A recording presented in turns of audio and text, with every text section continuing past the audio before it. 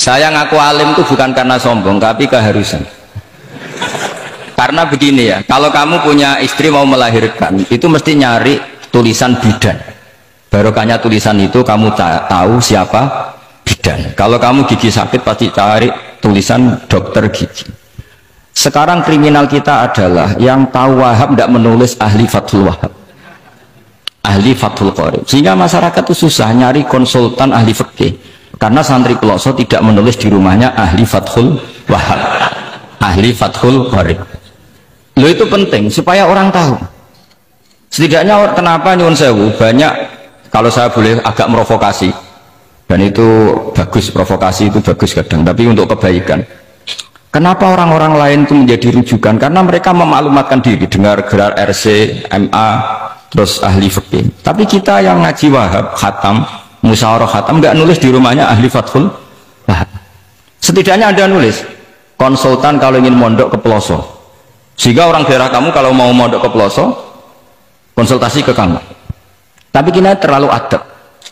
Padahal awalun nubuwah itu dimulai dari at-tahaddi. At-tahaddi memaklumatkan diri kalau beliau adalah seorang nabi. Jadi kalau kamu boyong harus memaklumatkan diri, saya tidak bakul bako, saya ahli Fathul Wahab.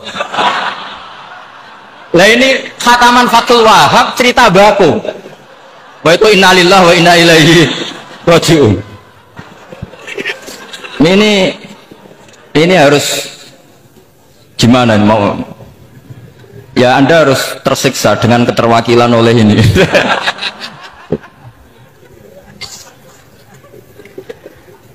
Saya ini baca kitab banyak sekali, termasuk kitab Ithaf. Ketika beliau mensarai Ihya, itu cerita kitab yang saya baca fil fikhi itu dihitung mulai mazhab Syafi'i sampai Hanafi semuanya. Saya baca kitab tasawuf ini, jadi memaklumatkan diri. Awal dari nubuwah itu memaklumatkan diri. Sehingga orang gampang nyari. Kalau orang bisa nyari bidan, nyari dokter gigi karena tulisan, kenapa orang kesulitan nyari ahli Fathul Qorib?